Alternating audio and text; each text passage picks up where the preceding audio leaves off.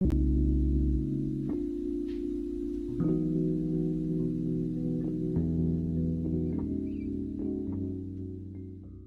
we are about to get started. I want to welcome you back to the new academic year.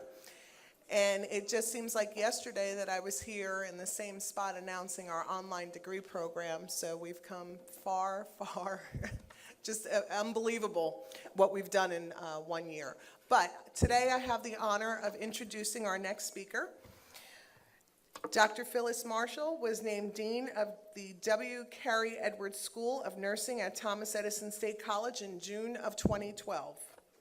Prior to her appointment, Dr. Marshall served as an Associate Dean of the school since 2010, when she led the development of the Nursing Informatics area study under the Master of Science in Nursing program and played an instrumental role in the successful launch of the school's accelerated second degree BSN program. Dr. Marshall has more than 25 years of experience in nursing education, healthcare administration, and on-the-ground nursing. Since 2000, she has served as a consultant, mentor, and chair for the W. Carey Edwards School of Nursing Curriculum Committee. In this capacity, she played an important role helping the college transition the RN to BSN to an online program. Prior to joining Thomas Edison State College, Dr. Marshall held positions at Holy Family University in Philadelphia, PA, where she served as professor and chair of the university's MSN program. Dr. Marshall earned a BSN from Lehman College of the City University of New York, CUNY, an MSN in Community Public Health Nursing from the University of Pennsylvania School of Nursing in Philadelphia, and an EDD in Curriculum Theory and Development from Temple University College of Education in Philadelphia. I am pleased to welcome and introduce Dr. Phyllis Marshall.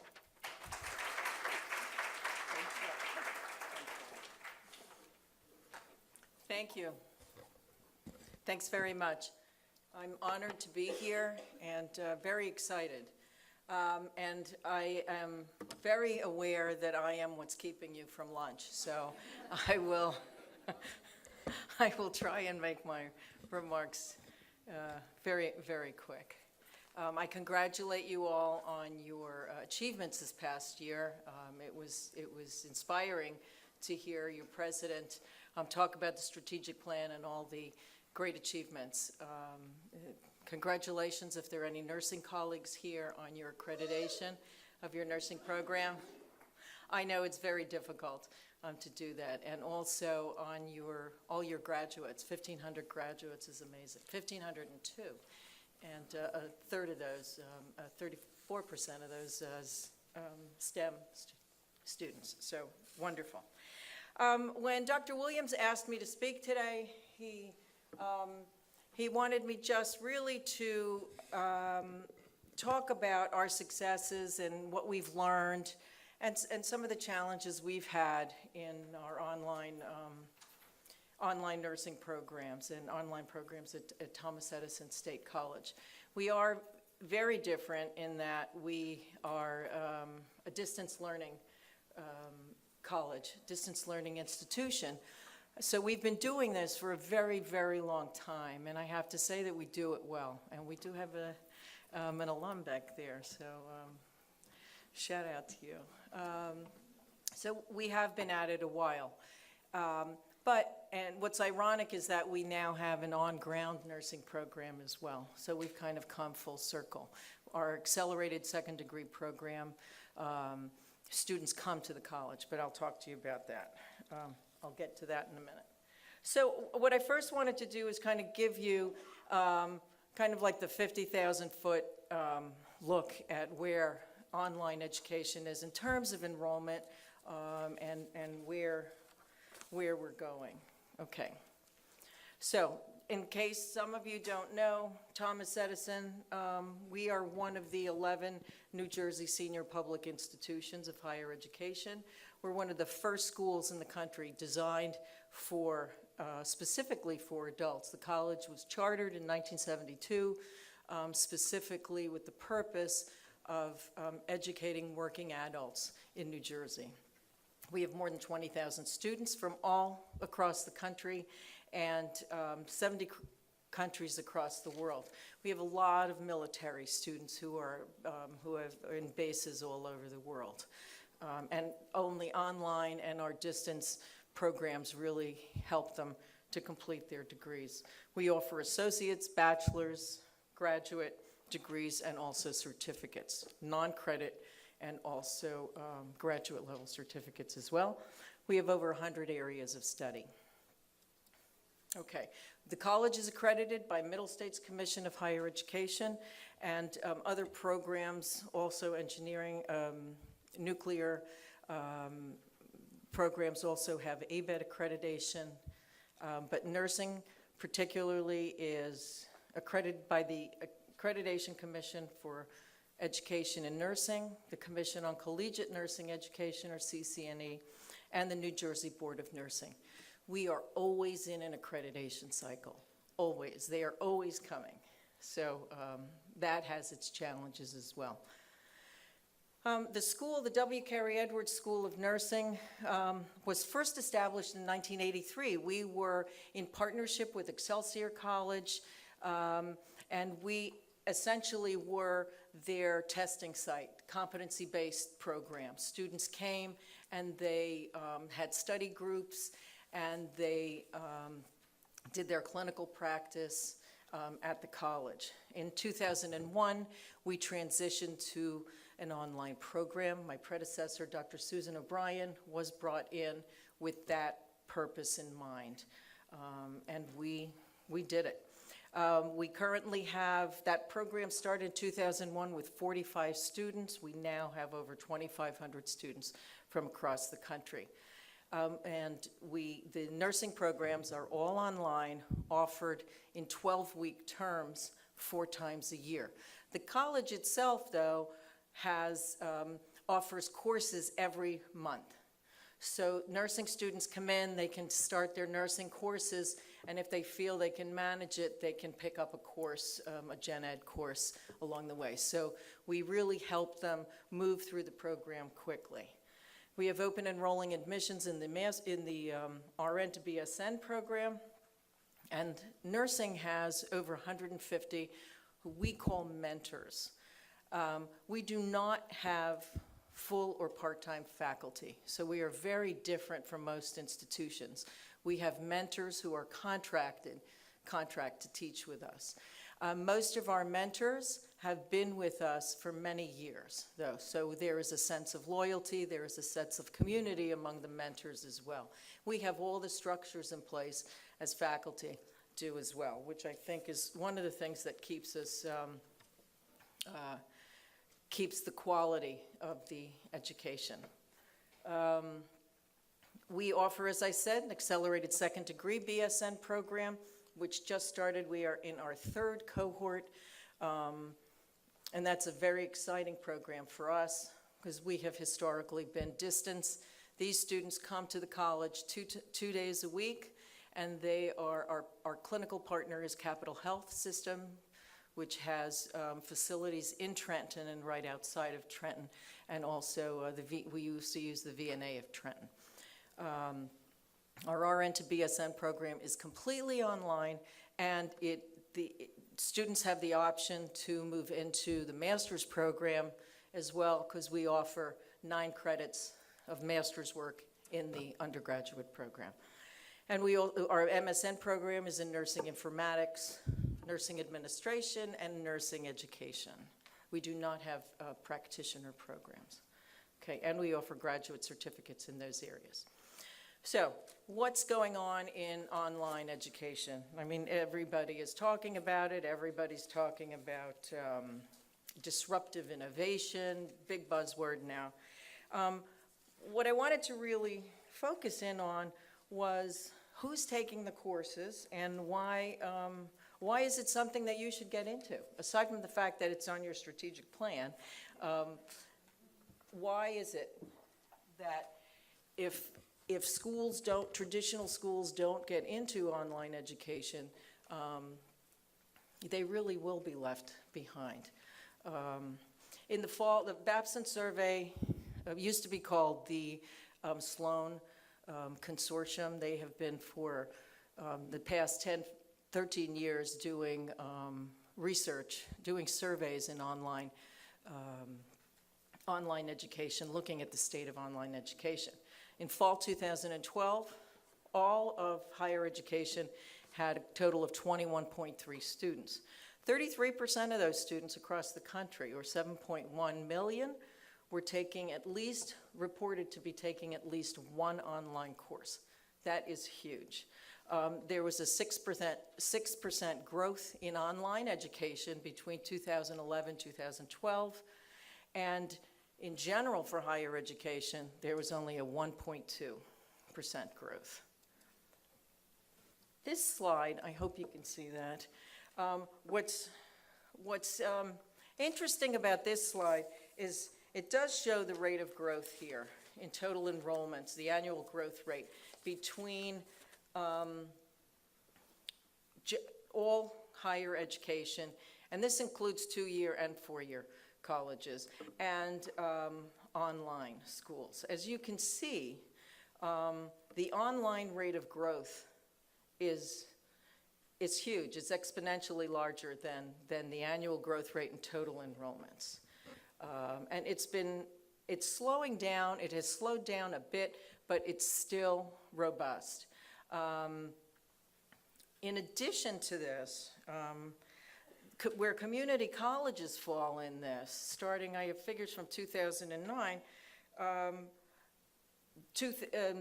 the growth in online, students taking online courses in community colleges is also above total enrollment for other schools. In 2009, it was 9%, and then in 2010, it was 8%, where total enrollment was only 2.9%.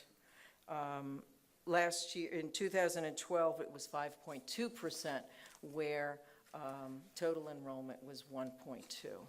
So community colleges, students are coming to community colleges expecting there is a demand here for enrollment. I was, looking at these numbers, I was thinking, what happened in the early 2000s, the first part of 2003, 4, and 5 with this tremendous growth? Well, there was a lot of money around in private equity, and private equity saw the opportunity to come in to higher education. The for-profits had come in and saw this is a market to make some money, and so there was that huge increase there, particularly in 2005. Okay, this is just a slide looking at the distribution of full-time undergraduate enrollment, and I put this up just for you to look at the age groups. The age group here in the publics, the 4-year public as well as the 2-year publics, are for the most part the 18 to 24-year-olds. Those are more of the traditional schools. And then if you look at the private nonprofits, they have started picking up, even in full-time, the older students. What we see at Thomas Edison are the older students who are 25 and older. Our students have generally started some college, the nursing students all have either associate degrees in nursing or diplomas. But students throughout the college are also older, have either attempted associates and have been derailed. Dr. Lewis's talk on student success, very important, and for us too to look at, to keep them engaged. But the for-profit sector is really starting to take a big bite out of higher ed. And this is the part-time students. Again, many of our students are part-time. For the private for-profits, also in the 4-year, this was for 2011, I'm sorry, large chunk, 70% of part-time students here were enrolled in private for-profit and also in the 2-year sector as well. So they are here to stay. They are challenging us. They are challenging the public sector because our funds are we're always chasing where the next dollar is coming from, and the state funding is always decreasing. Okay, so why online? Why is this big push? Most faculty are not comfortable, I would say, in online. We certainly, my age group, in nursing, gee, I'm almost 60 and I'm a young one, because we are all aging out and trying to bring young people to come into our profession, and it is the same in most higher education. Older faculty there. Okay. As I said, there is student demand, and students are tech savvy. We are getting, although the cohort has dropped off for a little bit, the 18 to 24-year-olds and the 25-year-olds now and over are the ones we're going to see a larger rate of growth in higher ed. The young ones coming in are much more savvy. So again, why online? Why should we be online? Well, it's flexible. Again, our students are working very much like your students. They are working, many of them are single parents, many of them are married, many of them have families, 2 jobs, work different shifts. The average age of Thomas Edison student is 36. The average age of the nursing student is 41. And has been working for at least 20 years. So they're experienced nurses. We are starting now to see more and more students, though, coming in with no working experience who are starting to come full-time because they cannot get jobs in this region. If they move out of this metropolitan area and out of the Northeast, there are pockets that are hiring associate degree nurses, but for the most part, they either have to come back to school right away or try other areas. So the flexibility is really key. That's what's driving them to online education. For the most part, it is cost effective to take online courses. Again, for-profits are under a lot of scrutiny right now for financial aid fraud and for retention of students and persistence. And I think what's happening in many instances are the state schools and the non-for-profits are also kind of being lumped in there with for-profits. But for the most part, it's cost-effective and they can get through quickly. At Thomas Edison, 4 times a year, we offer all courses, so there's no cohorting, there's no waiting. In the master's program, there is cohorting once they get to the clinicals, but in the RN to BSN, they can really make progress. We also have alternative learning methods for in the online sector. You can also many students can't just sit and listen to a lecture. And many schools now have flipped classrooms where students do go home, lectures online, in blended courses too. So students go home, do all the lecture, read, do all the reading and studying, and then when they come back into class, they do the active problem solving.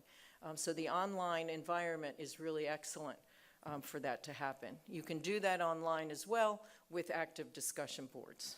Okay, competency-based, many schools, there are many courses that offer competency-based assessment. I believe, I think your president talked a little bit about competency-based this morning, where there are alternative ways to learn. So students, we generally don't have exams in the nursing program. We have one exam that is, we've just piloted this year so students can test out of a leadership course, and that's really the only exam that we have, but the college offers exams in general education, and those are only $100. They're like CLEPs.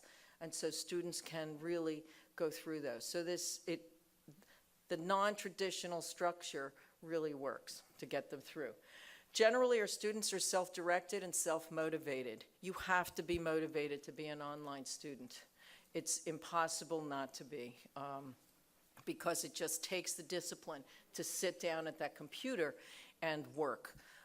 It's very difficult. When I started doing online education, I took a series of courses, basically to become certified in online teaching. It was so difficult for me because I'd rather do anything than sit down in front of the computer. But as an online faculty member, I really enjoyed that. It was very fulfilling, and I really, you can tell who's the student that's going to be, pick me, and the student who's sitting all the way in the back and doesn't say a word. You can see that in an online course. It's also very transparent. So there's no he said, she said. If the student says, oh, my faculty member did this, everything's there. Everything is very transparent. You can see everything. So when a student comes, or a faculty member comes and says, student didn't do this, or the student said, well, I did submit that paper on time. Well, you see, well, no, you didn't really. It's 3 days or a week too late. So, and also, our students are very, very facile. With Dr. Lewis had just talked about, very facile with the technology, with social media, and sometimes in a traditional classroom, colleges haven't really caught up with that in terms of no cell phone use, no computers. You just have to sit there. And the younger students just are not, can't sit still without that. So it really does work. And then the older ones, when they start our program, some of them are having a very difficult time with the technology, and they're telling us that, well, my 16-year-old helped me upload the paper, but I'm sorry, I keep doing that. My 15-year-old helped me upload the paper, but by the end of it, they are on blogs, they're creating wikis, they're really working very, very hard. Okay. And our adult learners are pretty autonomous. They want to see the bang for their buck. They want to work. They're very directed. They're very goal-oriented. And they want the learning to be meaningful to what they're doing. So there's a real use of experience and valuing that, certainly, in our program. Perceptions. What stops students from coming and from faculty from getting on board with online? This Babson survey, again, for the last 10 years, one of the questions they asked, they surveyed academic leaders, provosts and presidents about learning outcomes, and were they equal to, was online education equal to face-to-face traditional education? In 2003, only 57% of them said it was, and in 2012, that had increased to 77%. Students and employers, it's still different. For the most part, employers are starting to accept online degrees as equivalent. I think the proof of the pudding is for the student. If the student can get the job that they want at the end of the road, and if the employer has something tangible, what can the student do? What can this graduate do? You know, are you going to put your graduate next to the graduate from another on-ground program? Okay, this one I thought was kind of interesting, and this was a survey done by the Chronicle of Higher Education back in 2010 about faculty views about online. So those faculty, who 82% of them rated online education as inferior, were folks who had never taught an online course. So it's kind of like the kid who says, I hate broccoli, but I never tried it. So, try it, you might like it. But also, in 2010, almost half of the people who taught the course, who taught online, felt that it was inferior. Now, inferior, a couple of the variables had to do with faculty support. So if you are moving to online education, you need to have the support. The technology doesn't run itself. It really doesn't. So the thing that can sideline you is when the server goes down and no one can get in. You also need great support staff. Again, in the same survey by the Chronicle, the faculty were asked what they felt was more effort. This is an effort scale to teach or develop courses online. And as you can see, most of them fell in the area of somewhat or a lot more effort is required to both teach and to develop online courses. I think the most important thing that I could tell faculty and also administrators is you need support. Faculty need the support. You can't just ask a faculty member to develop a syllabus and then plop it online and say, okay, I've got an online course. It doesn't work that way. We have the benefit of a dynamite instructional design department at Thomas Edison. So they work together with our subject matter specialists or our faculty experts, and they develop the courses together. So the faculty member doesn't really have to worry that much about all the technology and the structure. They guide them in structuring the courses, because everything, it's not like sitting down and writing a syllabus. It really has to be chunked out. There's modular objectives. You have to really think about this in a longitudinal way. So, what issues are facing faculty? As I said, the greater accessibility to and availability of information is a curse and a blessing, because there's so much out there. Students give you all this information, or they're out there when they write a paper and they're using Wikipedia for their resources. Well, no, Wikipedia isn't a scholarly resource. So there's so much out there that you have to learn, and students have to learn how to sift through. So information literacy is key, and part of teaching them how to do that. What are valuable resources? How to get through all the noise to get through what you're looking for. The other thing that's very difficult for people, as I said, when I was learning how to do this, you have to develop a new skill set for teaching. It's not like standing up here, as I did for many years, in front and lecturing. And it's not even, and then we move to group activities with students and learning groups. But in an online environment, it's very different. You have to engage students. There has to be dialogue. Many schools still don't do that. Many schools have syllabus up there, and the mentor or the teacher really is off to the side, and students teach each other. They're not very successful that way. We have found that that's not a way for students to succeed. Our mentors have, and I'll go through this, our mentors have strict guidelines as to how they post, how many posts a week they need to do, and to engage students. You also have to rethink your pedagogy. You have to, now you have to integrate technology where you didn't have to do that before. You just had your PowerPoint, or even there's some of us who remember those overhead projectors, and we used to have the sheets that we would do. So it's all new pedagogy. It's personalized. Students want personalized learning. They do not, for the most part, like this. Sorry. They want a relationship. As Dr. Lewis said, they want that relationship and they want that one-on-one.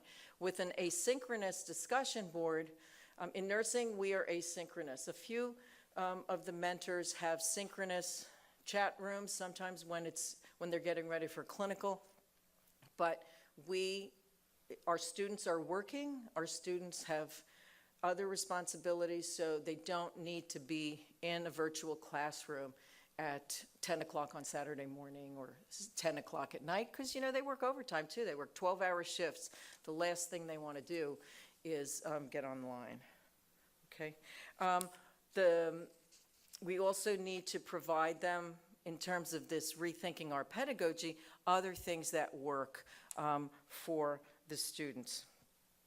And know what resources are available to the students. We can't send them to the Writing Center, but online we do have a product called Smart Thinking that the college subscribes to. Students send that in electronically, and then there is a tutor there who does a couple of pages of the paper and says, look, you need to do this, this, and this, and then, so then they're on their way. So we do have those resources. You have to also redefine learning objectives. It's not about knowledge retention. They can't really, online is not a really,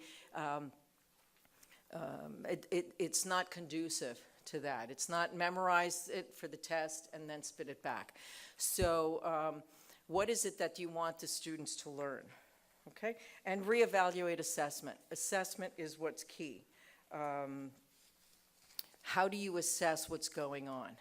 And constantly assess what's going on. We assess the students, they write, most of our courses, they write papers, they do presentations, they do debates, they do videos, they do all sorts of things. We also have something now that we've integrated into our courses. It's virtual simulations. And I'll talk a little bit about that. And the students are really having a lot of fun with that. Okay. So our story, as I said, in 2001, we moved from an exam-based program with Excelsior RN, it's always been an RN to BSN program, to an online program. So these students were always here as completers. We never had first-time, full-time freshmen at Thomas Edison. Most of our students, admission criteria is over 21, but as I said, now we're getting students who are graduating from community colleges and not quite 21. But we also have kids in the military who are 19 and off in all over the world. So we do have those. So how do we do it, and what were the challenges, and what were the opportunities too? So it's a story. So I like to tell this story kind of using the Wizard of Oz, I think.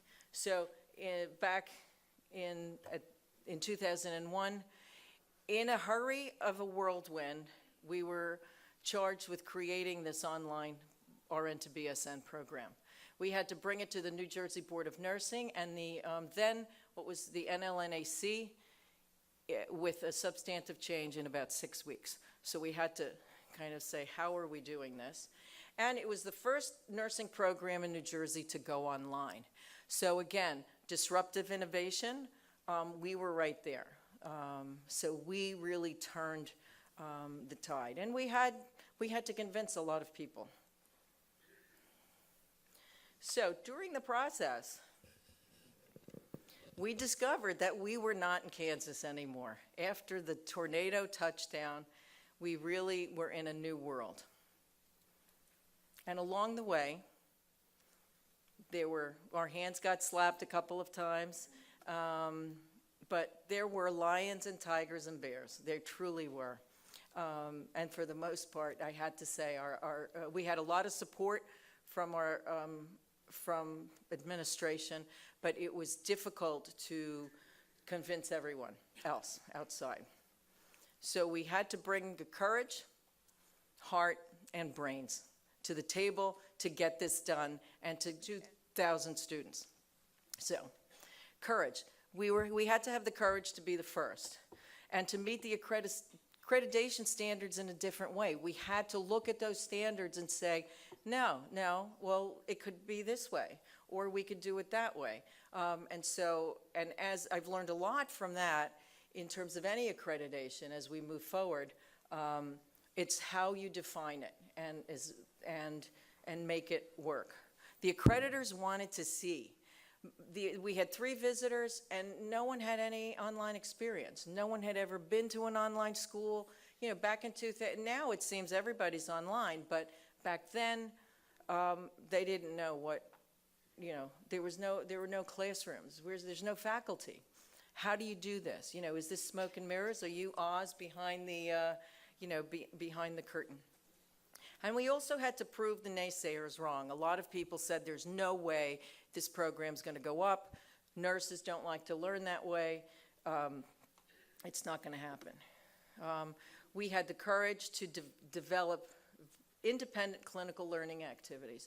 So we did not rely on having students go to a hospital and have a contract in a hospital where they would do what they did for a living.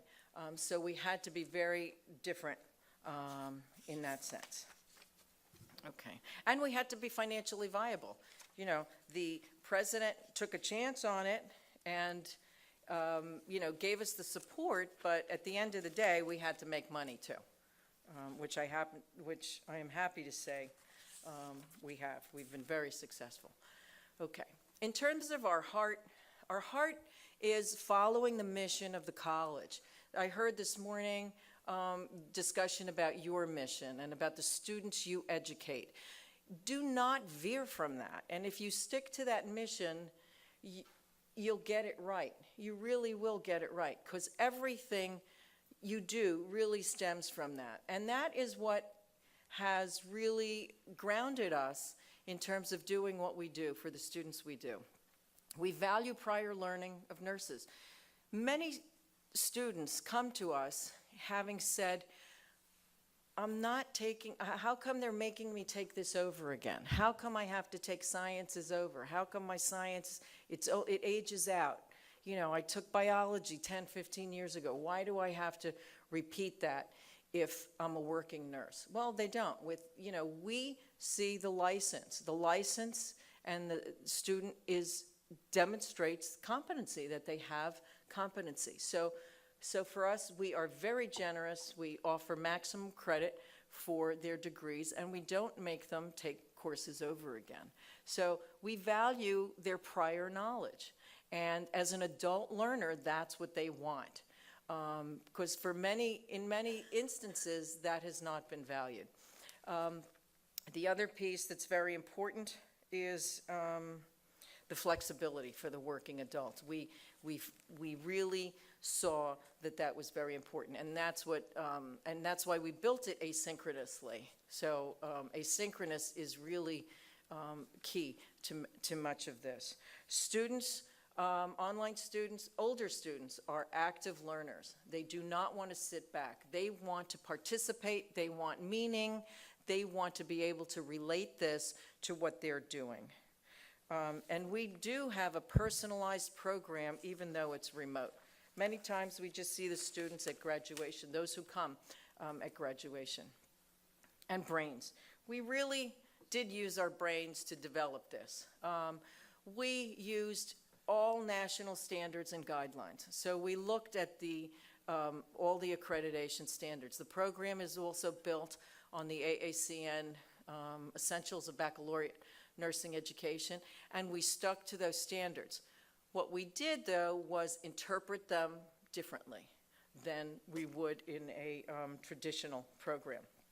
We had the collective experience of mentors who we hired, We started out, actually, just with contacts that we knew, people that we had worked with who we knew were subject matter specialists.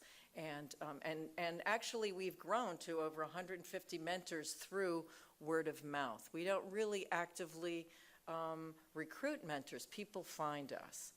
Our content experts, make sure you have content experts who know what they are teaching. Just because someone has taught online before, has taught a subject matter before, doesn't always mean that they can teach it online.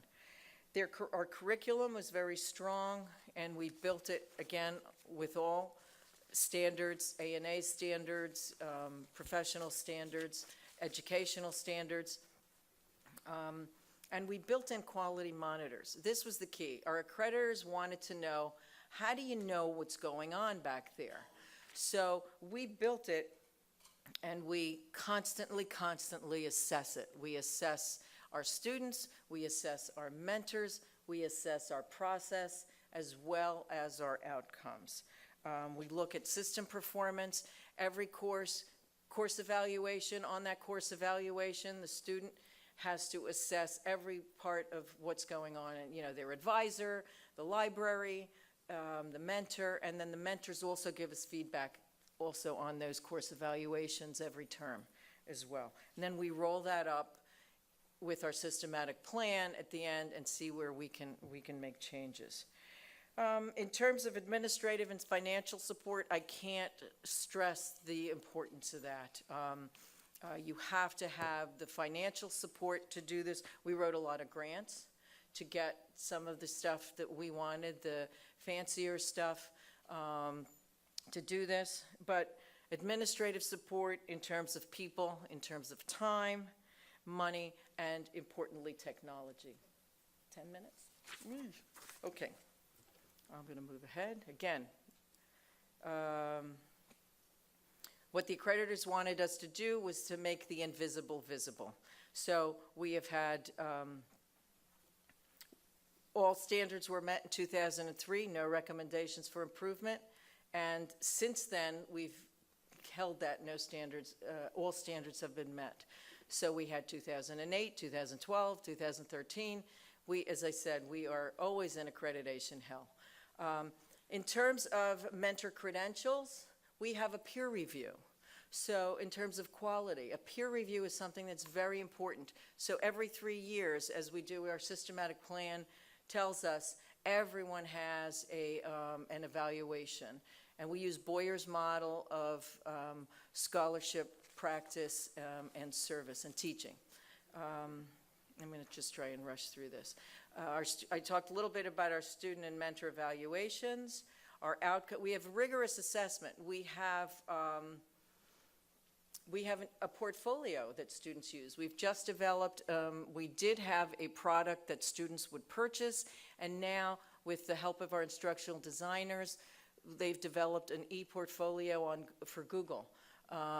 And so our students now, our master students have always used that, and they've filed their artifacts and then wrote to that at the end of the program. We've just instituted that in the baccalaureate program as well. So students are constantly used to reflecting on how the outcomes are really what's first in their mind. Student resources are also key. We have we've hired a technology, an instructional design person, a non-nurse, but she's a doctorally prepared non-nurse in the courses, and she monitors the courses. So not just the help desk of the college, but if the student can't open the file, or if the faculty is having a problem, they email Brandy, and Brandy gets to them. I also have someone who is monitoring the faculty as well. So I have someone in there who's shadowing. The mentors all know it, and Elizabeth is a nursing background. She's got a doctorate in educational technology as well, and she monitors every 2 weeks. She sends us a report who is not following the standards. If a mentor is, class has started and they're not in there and it's a week late, where are they? Or if they're giving electronic high fives, good job, Susie, we know about that, and we write to the mentor to kind of pick up their game. This Chickering and Ehrman these were developed back in 1987.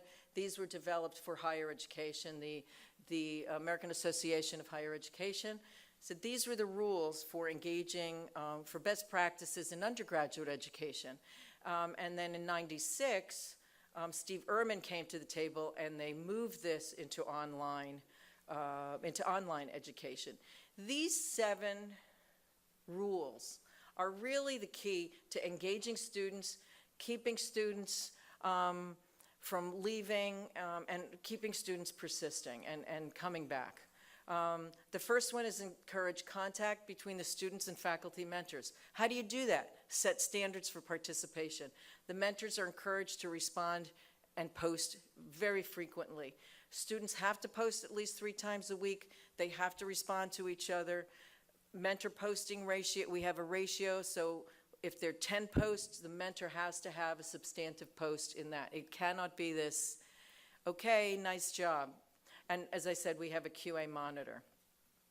The second rule was to develop reciprocity and cooperation among the students. This is the learning community. This is so they're not feeling isolated. Again, guidelines for student posting, netiquette, how you're to post, how you're not to post to students. They have to respond to each other. The mentor encourages them to share ideas. No one is isolated. If the student hasn't responded, we tell them they should. Our week is Monday to Sunday, so we encourage the students, if they're not in by Wednesday, they have points deducted.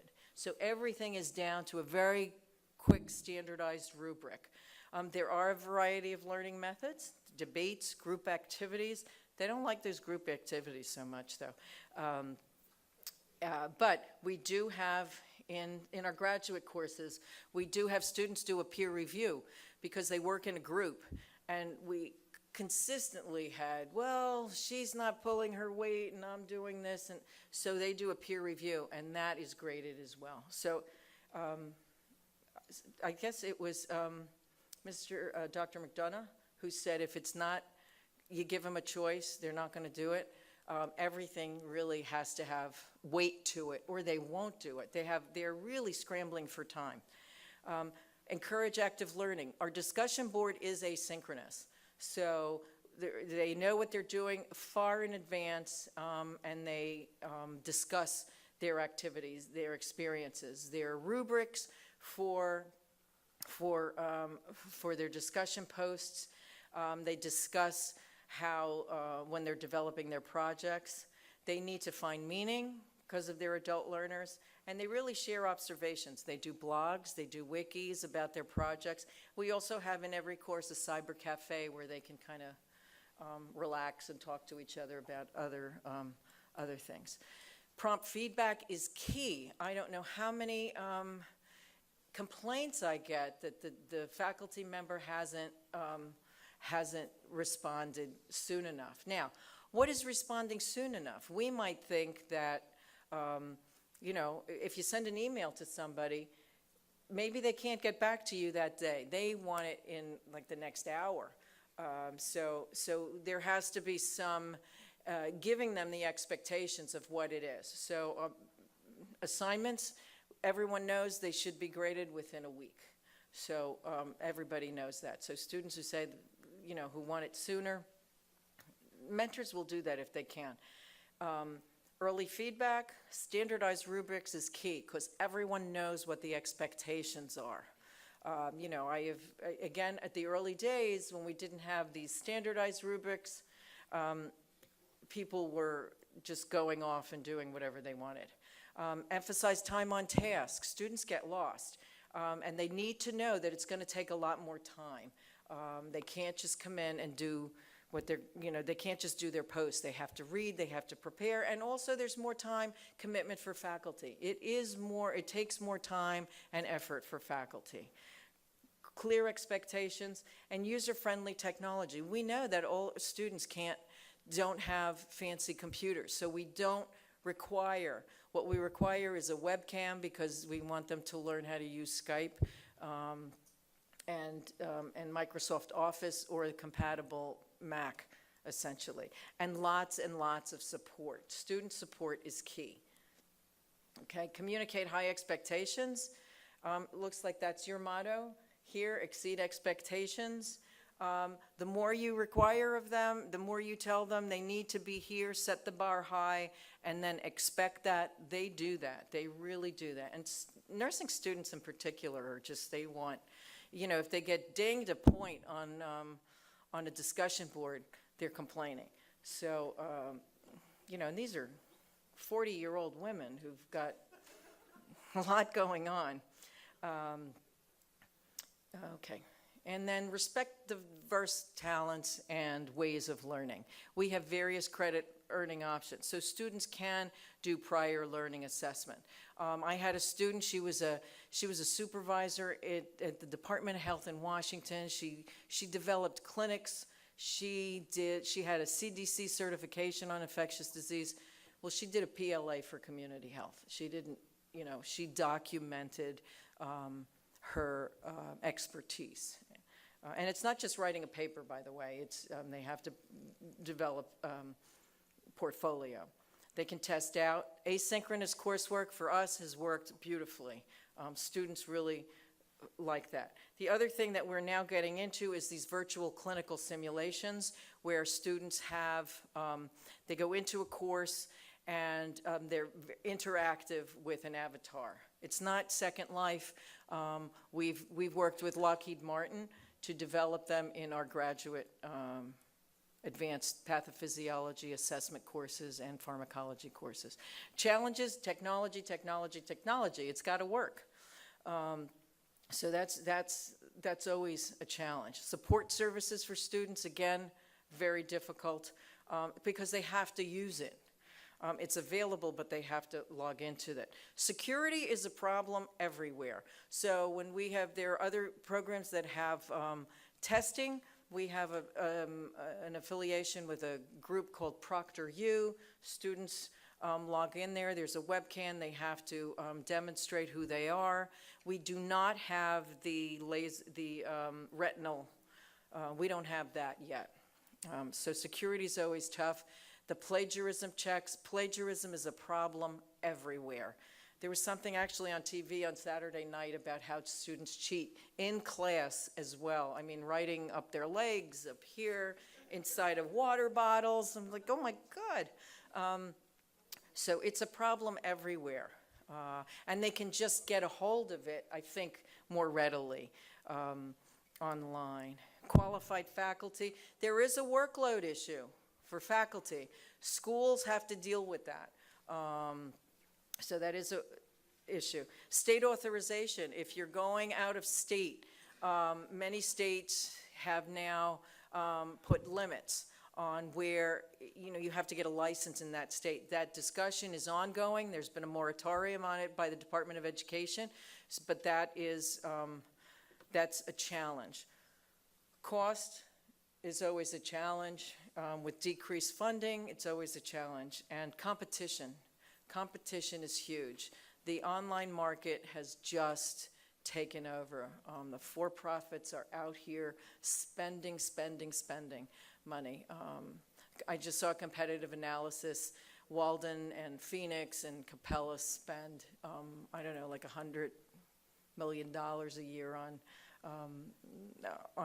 TV ads.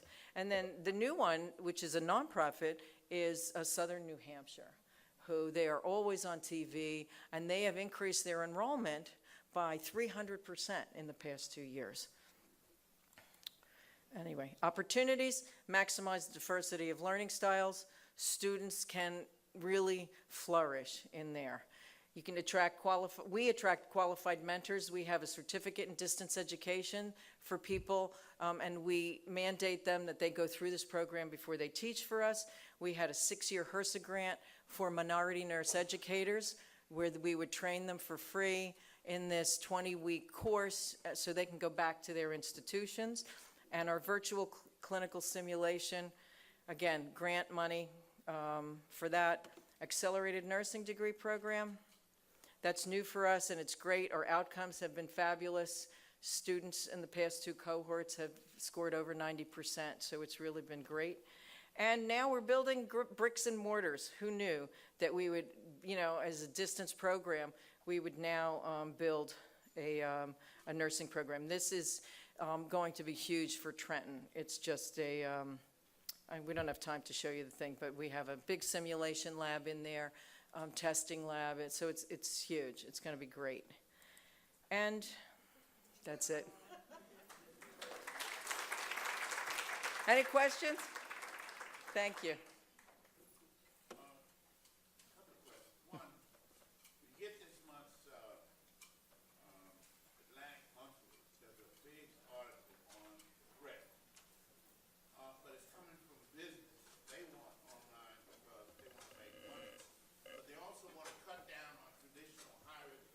Right. costs. But there were a couple of things you did mention, which we were all sitting on the edge of our seat waiting for, the attrition rate. Yeah. You showed us the 21 million role, but you didn't show us Well, those are, traditionally over a period of right. years, because Phoenix is notorious for attrition, Well, yes, but they make a lot of money. correct. Well, the 21 million is everyone enrolled in higher education. It's everybody. It's not just online. 7 million were the online students in 2012. Having said that, it's just students who have taken one course. That's not about completion. Phoenix lost 60% of their sites. They lost 60% of their students over the past 5 years. Our attrition rate is really low.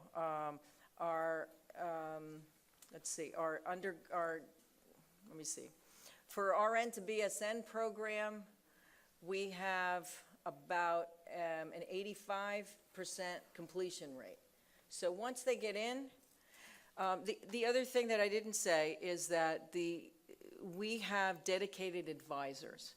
So we have nursing advisors. I have 4 advisors in the nursing school, and they are encouraging students. One of the keys to keeping them in is that they get an advising appointment. They come in, they see the advisor, and they have their plan of study, and they follow it. And our advisors help them along the way, maybe how to do cheaper options.